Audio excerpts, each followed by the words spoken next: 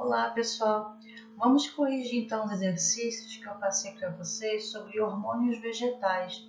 Então aqui eu vou disponibilizar o gabarito para que vocês possam corrigir aí no caderno de vocês, ok? Então exercício número 1. Quando um cacho de bananas verdes fica desenvolvido, geralmente se corta o pé de banana. Corta-se o cacho em pencas que, embrulhadas em papel jornal, para que amadureçam rapidamente. Explique por que os frutos verdes, quando embrulhados em papel jornal, amadurecem mais depressa. Então, nós sabemos que o hormônio vegetal responsável pelo amadurecimento dos frutos é o etileno. E esse hormônio, ele é gasoso. Quando a gente embrulha as frutas, em jornal ou um saco plástico ou qualquer coisa que faça com que esse hormônio fique retido ali junto da fruta, ele vai fazer com que essa fruta amadureça mais rápido. Então, por isso, que embrulhar, vai fazer com que a fruta fique rapidamente amadurecida. E a letra B. Nas fazendas é muito comum pendurar cachos de bananas verdes no teto da cozinha, sobre o fogão a lenha, para que amadureçam depressa. Explique por que isso acontece. Aí, nesse caso, não vai ter nada embrulhando essa fruta. Mas o fato de queimar a madeira ali no fogão, da madeira vai ser liberado o gás etileno. E as frutas que estão logo ali em cima vão entrar em contato com esse etileno, está saindo da queima da madeira, e também vai automaticamente começar o processo de amadurecimento. Tá? Então você pode embrulhar as frutas ou colocá-las em cima de um fogão a lenha, se você tiver, para fazer o aceleramento do amadurecimento das frutas. Aí a questão número 2. Como seria o crescimento do caule e da raiz se o vaso fosse acoplado em um disco giratório, como na figura? Justifique a sua resposta. Então, nós sabemos que o hormônio auxina é o que faz justamente a planta crescer tanto o caule como também a raiz.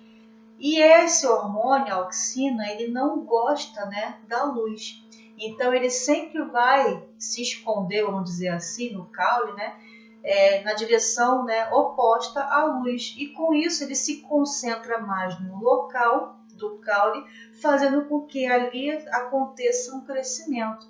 Só que nesse caso aí, desse experimento, o vaso de planta foi acoplado no motorzinho que faz ele ficar girando. Então, não tem como a auxina se depositar num local. Ela vai continuar ali, mas ela vai ficar distribuída de forma homogênea. Então, como é que ficaria o crescimento? Não vai ter curvatura nenhuma de crescimento, ou seja, a planta vai crescer de forma reta, porque esse giro do motor ali acoplado no vaso não vai deixar a auxina se depositar, ela vai ficar distribuída por todo o caule e também na raiz. Então vai crescer de forma reta, igual está na figura. Aí a questão número 3.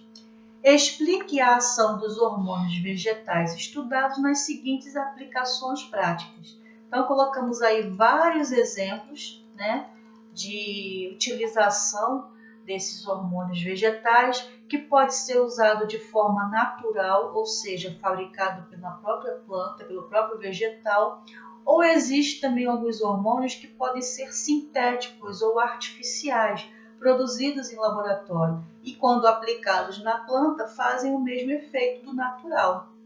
Aí vamos ver alguns exemplos, algumas aplicações práticas. Letra A.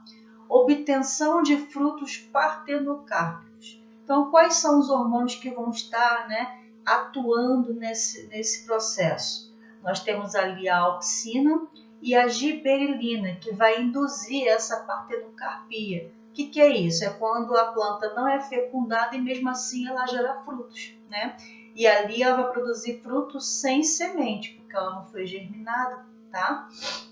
Então, esses hormônios, eles fazem esse processo. Letra B. Enraizamento de estacas. Então existe lá, né, aquele tipo de reprodução assexuada, que você pega ali uma estaca, ou seja, um pedaço do caule, coloca ele ali, finca ele na terra, né, e depois ele vai começar a enraizar e crescer também, formação de folhas e etc. Que é um processo, né, assexuado de reprodução. Então quem vai atuar ali? Quando a zona de corte, né, de uma estaca é tratada com uma solução de auxina, então o hormônio aí vai ser a auxina, vai melhorar muito o quê?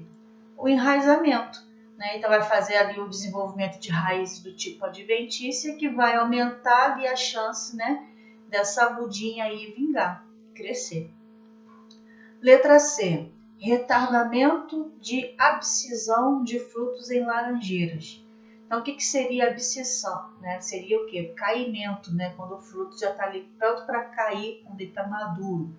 Então, quem vai retardar esse tipo de processo? Tem um hormônio sintético, né? Que é um tipo de auxina sintética, que é essa daí, ó, ácido de clorofenoxacético. Então, isso aqui é o nome dessa sigla aqui, que é uma auxina sintética. Quando ela é aplicada nas laranjeiras, ela evita a queda prematura dos frutos. Então, o fruto só quando ele estiver realmente bem madurinho é que vai cair, ou, né, você vai lá e já colhe antes dele cair para não ter contato com o solo e apodrecer. Letra D. Inibição do brotamento de gemas em batatas. Então, nas batatas vai ter aplicação ali também da auxina, que vai evitar o brotamento das suas gemas, permitindo então o quê? O armazenamento ali por mais tempo, né? No caso do amido, que é o que você encontra bastante nas batatas. Letra E. Indução de floração. Aí tem outra auxina sintética, né? Que é a sigla é ANA. Aí temos ali o ácido naftaleno acético.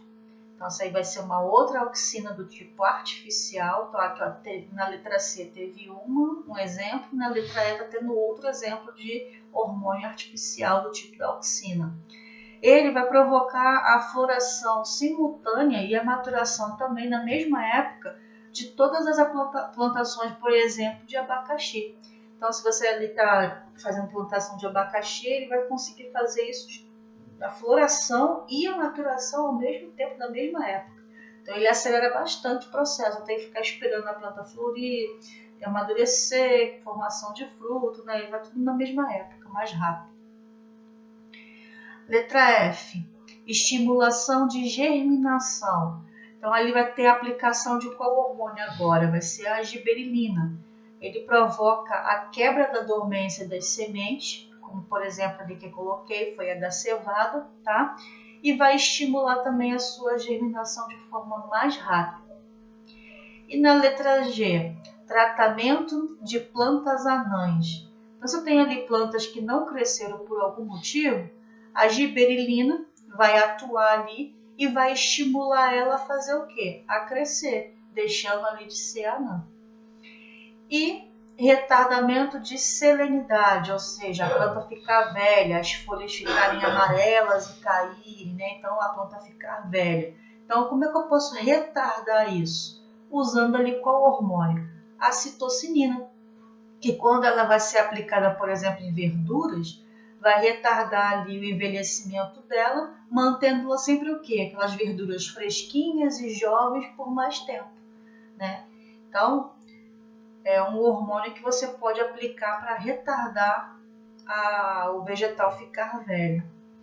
E ali, por último, na letra I, cultura de tecidos em meio nutritivo e obtenção de clones vegetais. Então, eu posso usar ali dois hormônios combinados, né? Temos ali a auxina e a citocinina, que vai ser utilizada ali em concentrações variadas, né? E para o cultivo de tecido e regulação da diferenciação celular. Então, eu vou fazer a planta crescer e se permanecer jovem, né, por mais tempo. Então, isso é muito aplicado, né, na agricultura. Quem trabalha como engenheiro agrônomo, por exemplo, utiliza muito essas técnicas aí, tá? Então, fica a dica para quem quer ser, né? Questão número 4. A produção de hormônios vegetais, como a auxina, ligada ao crescimento vegetal, e sua distribuição pelo organismo, são fortemente influenciadas por fatores ambientais. Diversos são os estudos que buscam compreender melhor essas influências.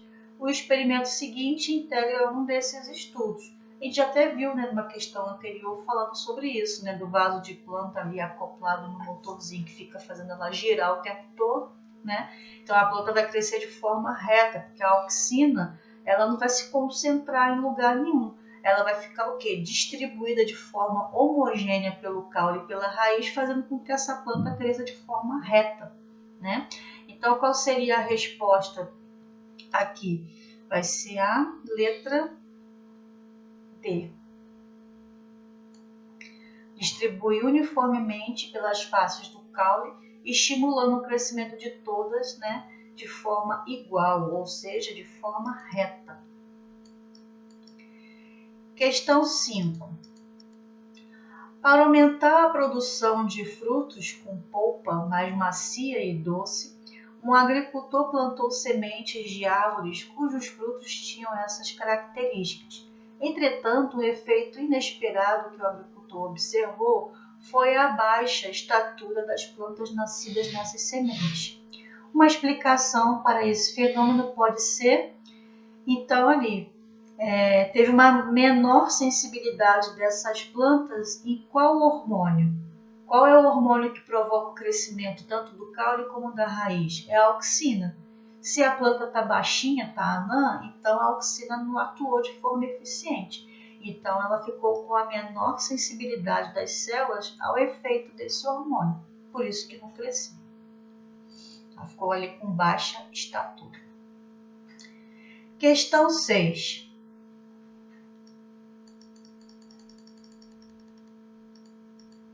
Terrorismo ou prevenção?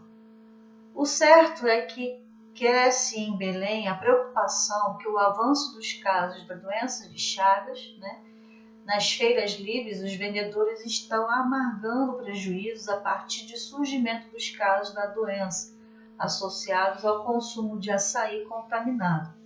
O consumo do açaí pode também ficar comprometido pela derrubada das palmeiras para a exploração do palmito, constituído de tecido meristemático, utilizando na alimentação. Rico em ferro, fibras, fósforo, minerais, gordura vegetal, cálcio, potássio e vitaminas, indicado na melhoria das funções intestinais, circulação sanguínea e casos de anemia, o açaí também é importante para o fortalecimento muscular. Olha como é bom, né? O açaí. Sobre a estrutura em destaque no texto, afirma-se que... Qual é a estrutura que está destacada, que está ali em negrito? Está escrito ali, né? Tecido meristemático. Então, vamos ver aqui as questões relacionadas ao tecido meristemático. Então, vamos lá. É responsável pelo crescimento longitudinal da raiz e do caule? Sim, né? Então ele faz o crescimento tanto da raiz como do caule. Então nós temos ali o meristema apical, né? E o lateral para fazer ali, né, a planta crescer tanto para os lados como para cima. Principalmente o apical, né, para fazer ela crescer não só o caule, mas também a raiz. Suas células apresentam grande capacidade de multiplicação celular?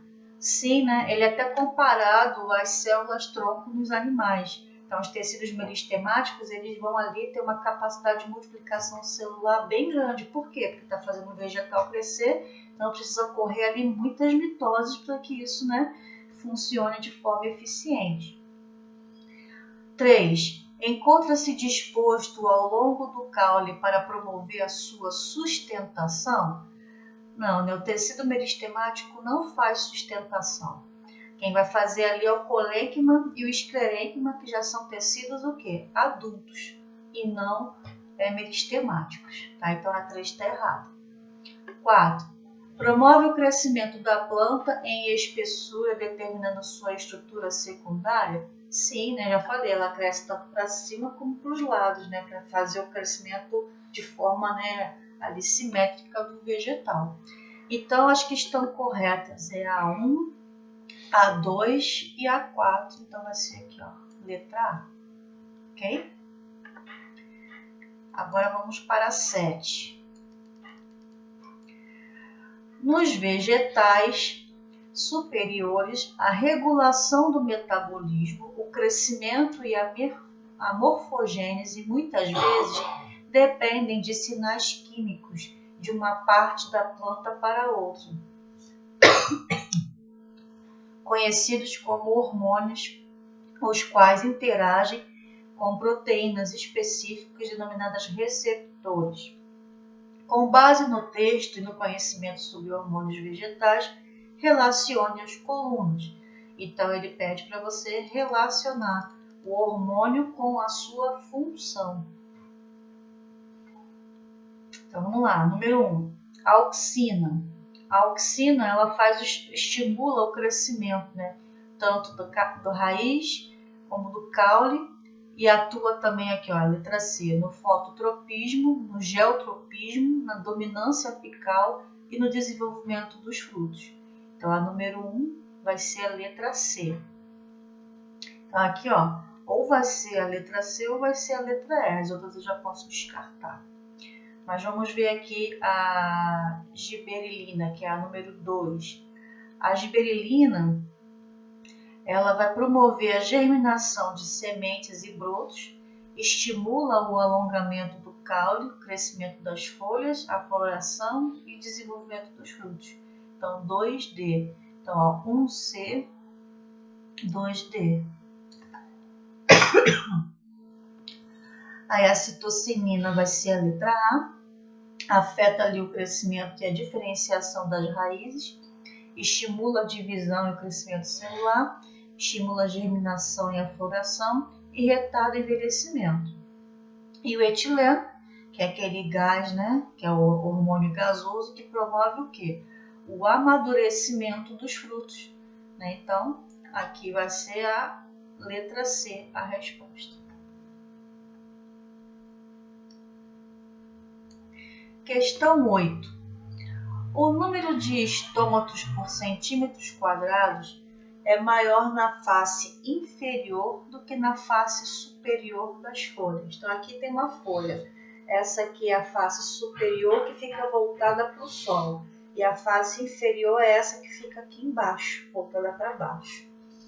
A mesma folha de algumas espécies de plantas que não tem estômatos na face superior.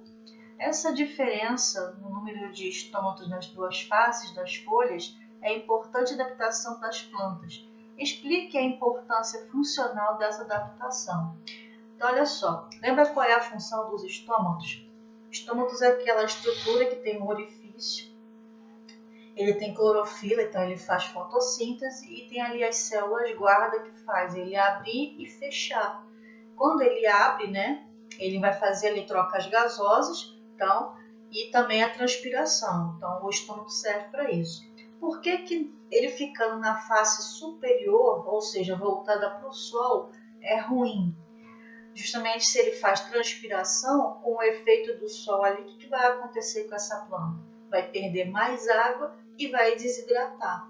Então, os estômatos ficando na parte inferior da folha, ele vai ficar um pouco protegido da ação do sol. E com isso a planta não vai desidratar facilmente, né? Porque não vai perder ali muita água.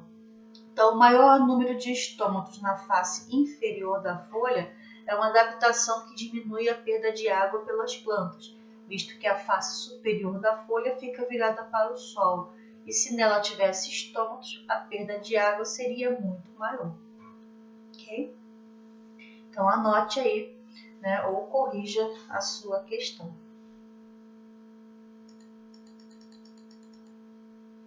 Questão 9. As plantas são seres vivos pluricelulares e organizados que apresentam diferentes tecidos com relação aos tecidos vegetais. Assinale que está correto. Então, vamos lá. Em plantas vasculares, o tecido condutor especializado na condução de seiva bruta é o floema e na condução de seiva elaborada é o xilema? Não, né? Tá ao contrário aqui, né? O xilema vai conduzir seiva bruta e o floema, seiva elaborada. Então, tá invertido aqui, a número 1 tá errado. Número 2. Os tecidos meristemáticos são formados por células diferenciadas que, por desdiferenciação dessas células, originam todos os demais tecidos da planta.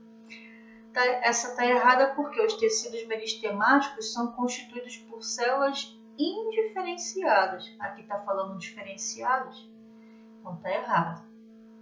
4. O colênquima e o esclerênquima constituem tecidos de sustentação do vegetal? Sim, né? A gente até viu na questão anterior aí essa situação. Então a 4 está certa. A 8. Os tecidos parenquemáticos executam numerosas tarefas, tais como preenchimento de espaço, realização de fotossíntese, armazenamento de substâncias. Sim, né? Nós temos vários parênquimas aí, parênquima aerífero, aquífero, e todos eles têm, né, essas funções aí. Então a 8 também está certinho.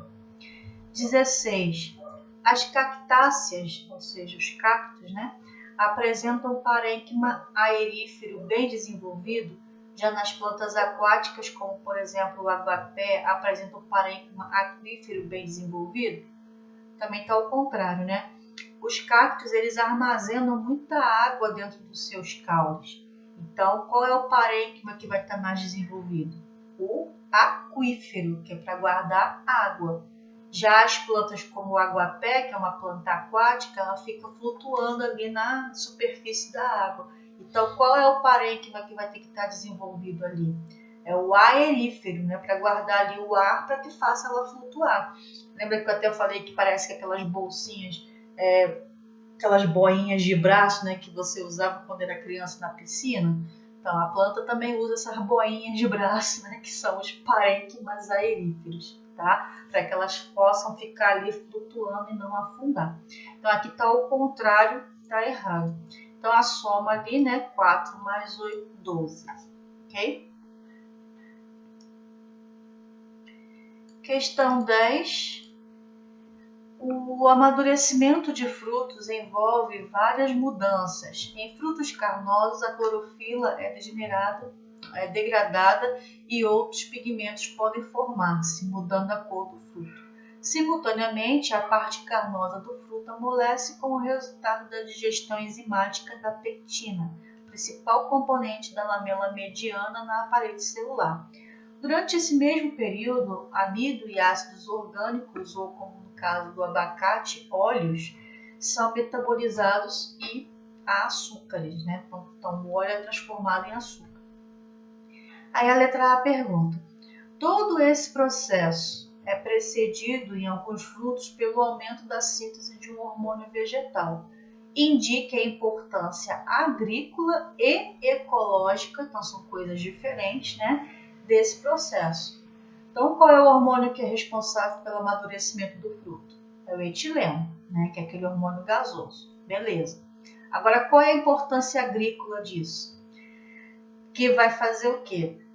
Você pode retirar ali, colher os frutos com eles ainda estando verdes, né, e conseguir transportar esses frutos, né, para distâncias maiores e tal, sem ter a perda desse fruto, porque ele ainda está verde. E depois é só você aplicar ali esse hormônio no fruto, né, que é o etileno, para fazer o amadurecimento. Então a planta, né, no caso o fruto, vai chegar a um determinado local verde, depois vai ser estimulado o amadurecimento dela com esse hormônio, então vai parecer que ela está ali, tipo que você acabou de colher da árvore ali, por exemplo, né? Então o fruto vai estar bem bonito, né, e maduro. Essa é uma importância agrícola. E a ecológica, né, é que você poderia ali, né, proporcionar ali uma maior facilidade de dispersão das sementes desses frutos quando eles estão maduros. Então, quando ele chegar em determinado local maduro, a dispersão das sementes ali, né, vai ser fácil disso acontecer, ok? Porque vai estar maduro, vai ter ali, né, animais ou até mesmo as pessoas se alimentando desse fruto e liberando ali as sementes para que elas possam ser germinadas. E a letra B? Considerando que há uma grande perda dos frutos e verduras vinculados à produção desses hormônios durante o transporte de tais alimentos, proponha uma maneira de mitigar esse problema. Justifique sua resposta. Então, uma outra coisa que pode ser feita é realizar o transporte desses frutos em câmaras frias, porque o frio diminui a produção do gás etileno, retardando assim o amadurecimento do fruto. Ou então também você pode, né, usar ali câmeras com altas taxas de CO2, que o CO2 também inibe a ação do etileno. Então, se eu não quero que o fruto amadureça rápido, ou eu coloco ele no frio, ou eu coloco ele com um local com alta taxa de CO2. E quando eu quiser amadurecer ele, eu tiro ele dessa condição, aplico o etileno, aí ele vai amadurecer, tá? Então, com isso, a gente fechou aí, né? Agora sim, esse assunto do reino plantê com os hormônios vegetais. E se ainda ficou alguma dúvida, é só mandar uma mensagem. Até o próximo assunto. Tchau, tchau.